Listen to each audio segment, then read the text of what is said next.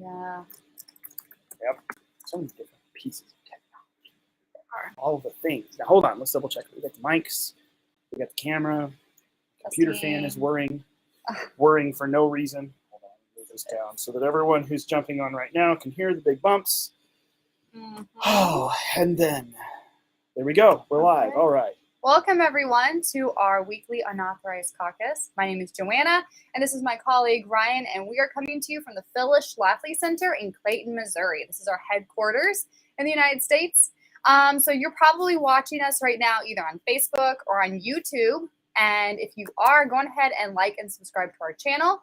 Also, go ahead and share this with your family and friends, because we're going to give you a lot of helpful information, some relative information too. So again, go ahead and like and subscribe and share this around to your friends and family. Today we have some pretty big topics to discuss. And if you saw our email, you know one is going to be on the Marriage Act, and then the other one is going to be on party leaders, because we have had a really busy week, I feel like, in the news. Between the elections last week and stuff that they're trying to pass in the House and Senate. If there's any glitchiness as we go through this, whether I'm trying to deal with this or y'all have any glitchiness, it's because I have several tabs. I have several windows of browsers open and several tabs in each window. So my computer's getting a little bit slow. If that's any indication of the week that we've had, well, the last 2-3 weeks, there's that as an indication. So we got a lot of tabs open, a lot of irons going in the fire, but there's a lot of stuff to talk about. First of all, we might as well just get the bad news over with first.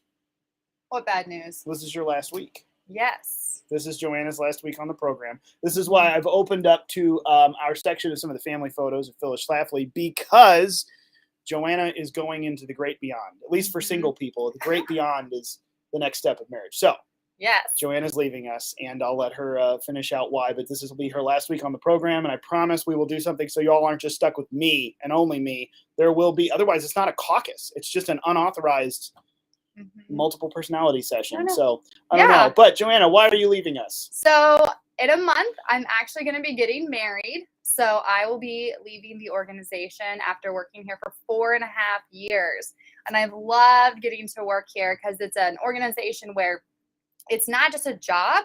You get to work with awesome people who care about you. It's a religious organization too, to an extent, which I really appreciate. We pray with each other. We encourage each other. And it also holds a lot of values. Actually, all the values that I hold and I got to work towards the last 4.5 years. It's been a fulfilling 4.5 years, but I'm also very excited to move on to this next chapter of my life. And I'm getting married again in a month, so I'm moving on to that part. To be clear, again, the reason she's leaving is she's getting married. She's not getting married again. I'm not getting married again. Just so we clarify that and make sure everyone's aware. So we'll be very sad to lose her. I'll be very sad to lose her on Thursdays, especially here, because, like I said, this isn't really a one-person show. So we'll have to figure something else out. But we're very grateful for all of her time with us, and I'm grateful for you doing this with me. I feel like this has been good. Yeah. We've had 2 different perspectives going, which we get one more chance to dive into it. So on this day of announcement of marriages, we might as well talk about marriage. That's what I was thinking. That's a great time. Let's talk about this Marriage Act. So we're going to send a couple links for you all to read. One is actually going to be our press release that we sent out.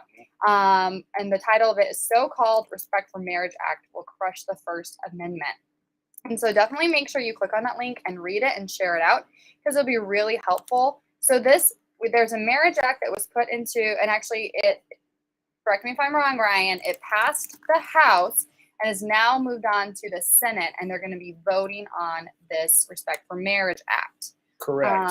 And I think, I'm double checking this, but yesterday, the Senate, and this is what got really janky, there's one of those words. Everyone got very confused because the Senate did not pass H.R. 8404, the quote-unquote Respect for Marriage Act yesterday. The Senate voted on cloture, which is, in Senate terms, closing the debate so that they will proceed to the next vote. Now, I don't know, and that's what I'm looking right now, and I should have looked this up before we started, if that next vote is already scheduled. But that will then, I think the next vote isn't a procedural vote like yesterday's was. The next vote will actually be voting on the passage of the bill. So it's not technically passed yet. There is still time for there not to be 60 votes in the Senate to pass, which, of course, it's a 50-50 split Senate. But I mean, yesterday, Senator Rob Portman of Ohio, Mm-hmm. thankfully, who's outgoing. I think I'm allowed to say that. I'm glad to be replacing him with someone hopefully more conservative on these issues. But there are Republicans who are standing up and supporting this. Mm-hmm. So that 50-50 split does not guarantee that it won't pass. They have to have, well, I guess not just 10, they have to have 9. Well, no, they don't, because there's no tiebreaker vote. Never mind. I'm sorry. I was trying to put in Kamala and her one job, the tie-breaking vote in the Senate. But no, they have to have 10 Republicans cross over. Mm-hmm. And obviously they did have, was 12 Republicans yesterday, I think. It was a 62 to I 38 vote to move it forward. But often you'll find people move it forward to the final vote so they can vote against it. Now, we can talk about the merits of doing that or not, but that just so to explain, that's what yesterday's vote was. It is still upcoming. There is still time to have input to flood Senate offices with calls, if you feel very strongly about this, which you ought to tell people how you think and how you think they should vote, because they have not yet had the final passage vote in the Senate, which will require 60 votes, meaning 10 Republicans, to cross over and vote with them. So there's also a LifeSite News article that we're going to share with you that you can read as well. That also gives extensive amount of information as far as like who in the Senate are for this bill that are Republicans. So then you can read about that and you can figure out if you are in that state and they are for this marriage act and they're your senator, call them and make sure they know how you feel about this. So he's going to share that with you right now. Yeah, absolutely. I'm trying to put all these links up, but this is an issue, and it's one of those. This is an advocacy that really has nothing to do with Republican or Democrat. This is something that, and this is something I was going to say. We'll get into that, but this is something that really has a lot to do with more in the Constitution than or that has to do with more constitutional issues than just what the federal government does or doesn't define as marriage. Because it talks about repealing the Defense of Marriage Act, DOMA, which is something a lot of it was that 2004, I think that was passed. I probably shouldn't say dates off the top of my head. But, and hold on. Let me finish off sending all of these. Here we go. Got to get in your links. You will come back to us in a minute. I'm here. No, I know. I'm here. I'm just practicing for the multiple personality show that has to take place. Yeah, there you go. I'm just having a conversation with myself. But what this does, this HR 8404, the so-called Respect for Marriage Act, people will talk about how this essentially codifies what already exists now in every state, the demands of the Supreme Court because of the Obergefell decision in 2015, which is now that all states, well, I should say no state is allowed to ban same-sex marriage. Well, this isn't even just codifying that and repealing the Defense of Marriage Act, which didn't demand that states, the Defense of Marriage Act did not demand that states, oh, no, they repealed DOMA. Never mind. Okay, DOMA was, forget my 2004 comment. I think it was wrong. Was it 2004?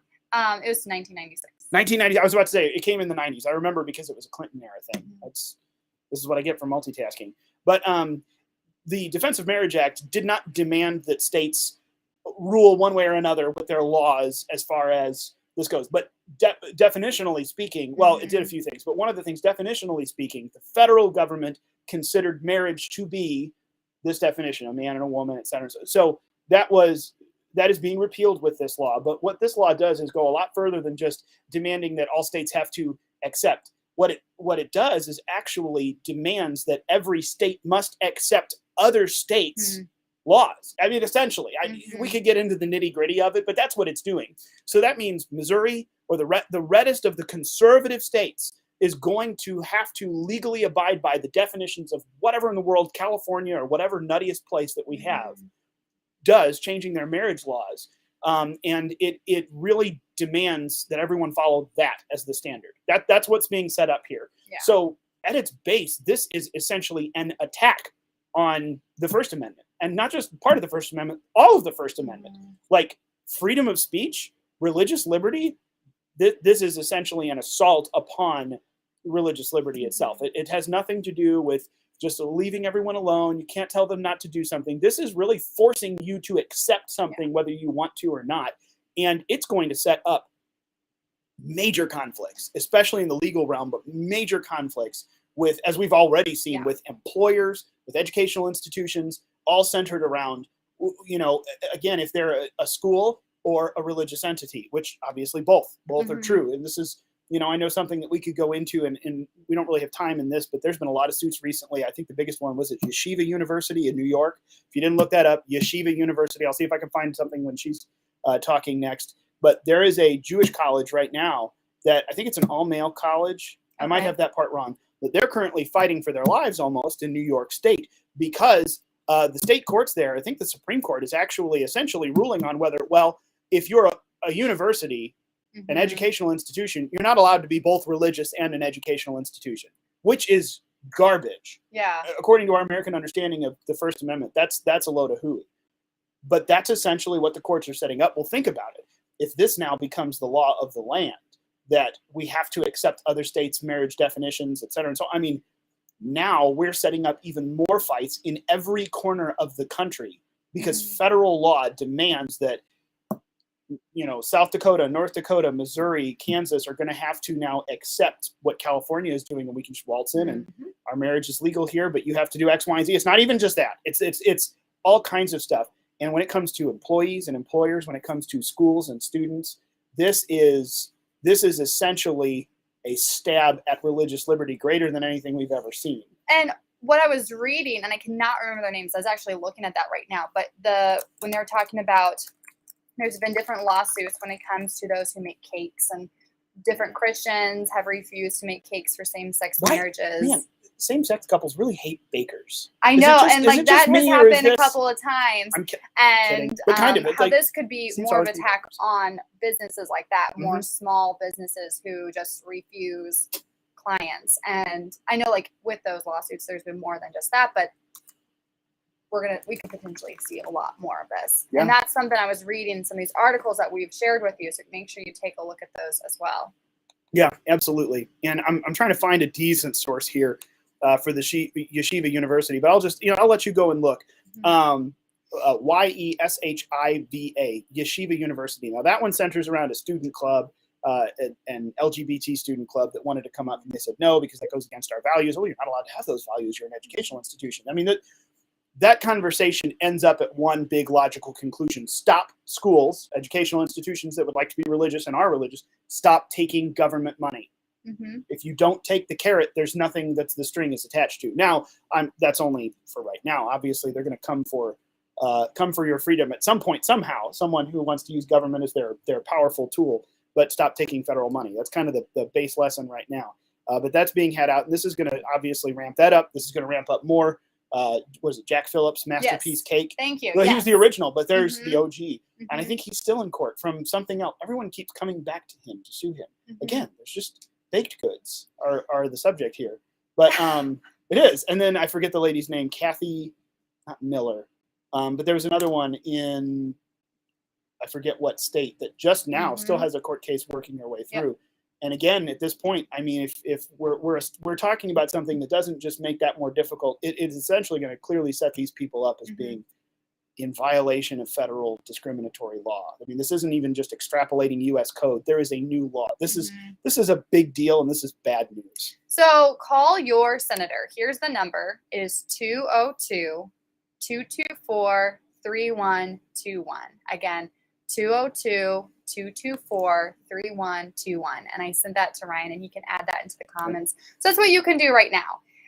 This is obviously something that we don't want to have passed for a lot of reasons. And thankfully, Ryan has been able to explain that to us, and we've sent you some articles. But now is a chance for you to make your voice heard, especially if you live in one of the states where your senator is for it and he's a Republican. Or even if your senators are a Democrat, you can go ahead and still call them and make sure they know how you feel about this. But that's just an action step that you can take with this, because we have that opportunity. Like we've talked about the last couple of weeks, we can be an encouragement to our state leaders, and we can also hold their feet to the fire and make sure that they know how we feel about what they're doing. And this extends far beyond your view on, same-sex marriage and whether that should be legal or not. This has everything to do with the fact that Congress is setting up setting up a legal challenge to the First Amendment. It's coming. That is going to be a big rub that will have to be had out at some point. This is a bad way to, if you're in favor of same-sex marriage laws, this is a bad way to enact it, because this is setting up some serious constitutional collisions that need to be handled differently. So Republicans and Democrats alike, no matter your views on same-sex marriage, should even still have a reason to oppose this bill. This is bad news. Mm-hmm. So. And this is a great transition to party leaders. Yes. And what we like to talk about with that. So I guess one thing I will announce is that Trump has said that he is going to run for re-election in 2024. So that was huge news that came out this week.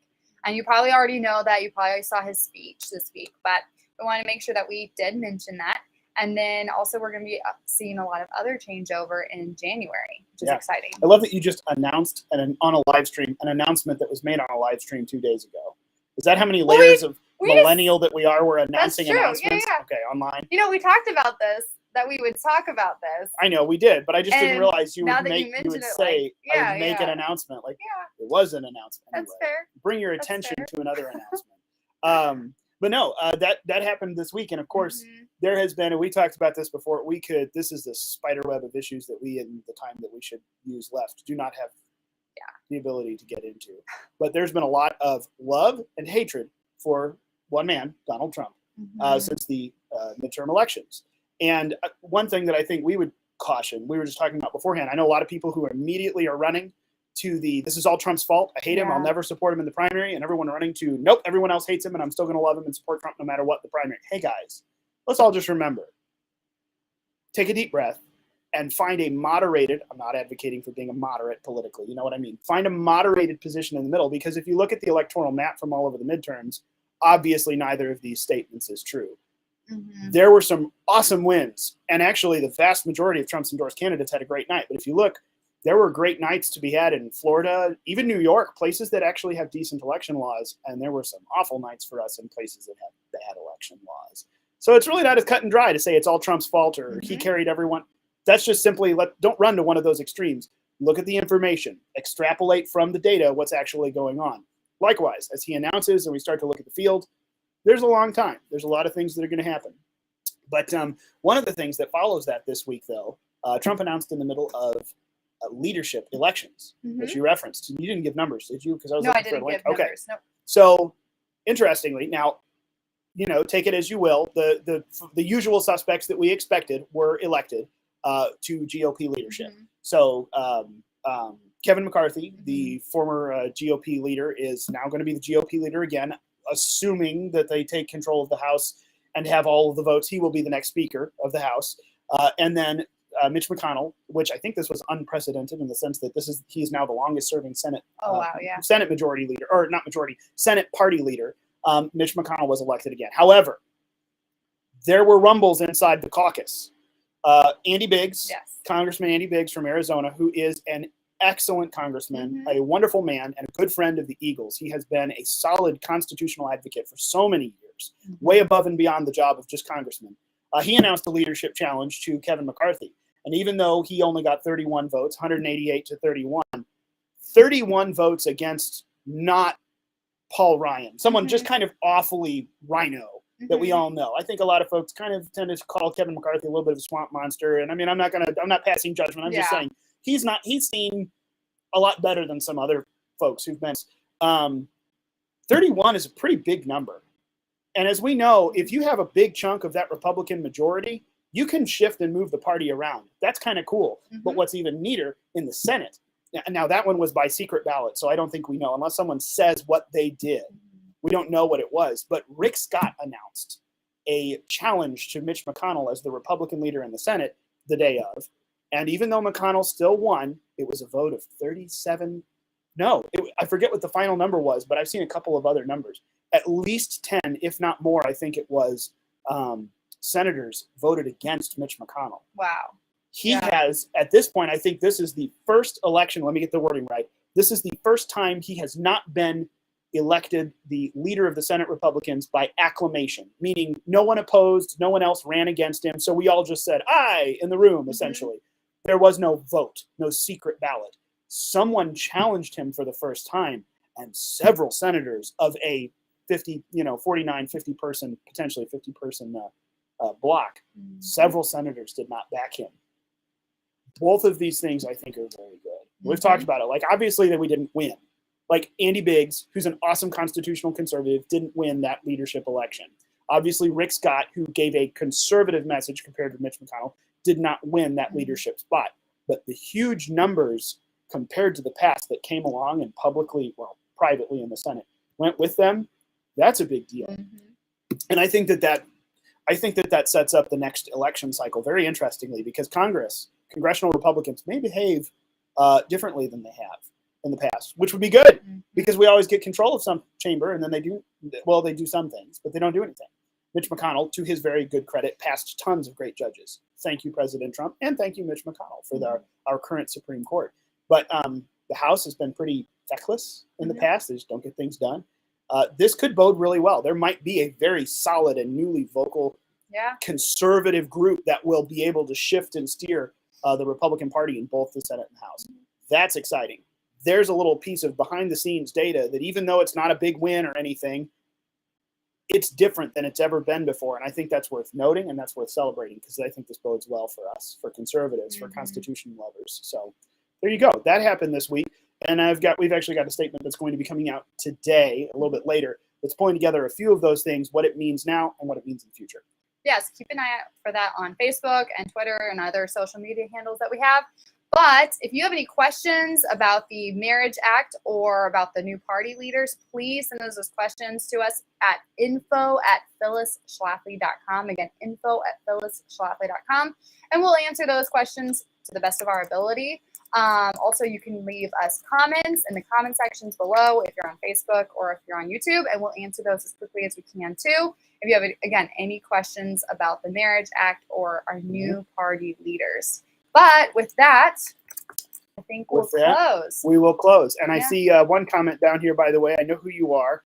I did get you a response, but it bounced back, by the way, about an election you guys had in Colorado. It took a minute to get to me, and then I responded and it bounced back. I'm so sorry, but I have your email. I'm going to try again from a different email. Someone's asking if there's a guide to becoming an efficient citizen lobbyist. Oh, yes, there is. In fact, our dear late friend, Kitty Worthman, actually has a guide called How I Lobby, and it is exactly how to become an effective citizen lobbyist. So between Phyllis Schlafly and Kitty Worthman, I have lots of information I would love to get you.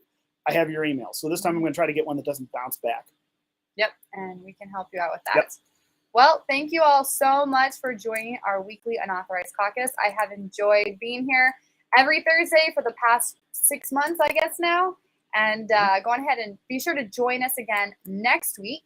It will be at the same place, probably not the same time since next week is Thanksgiving, but an email will be sent out to make sure for you to know when to join Ryan next week. Thank you, everyone. Have a wonderful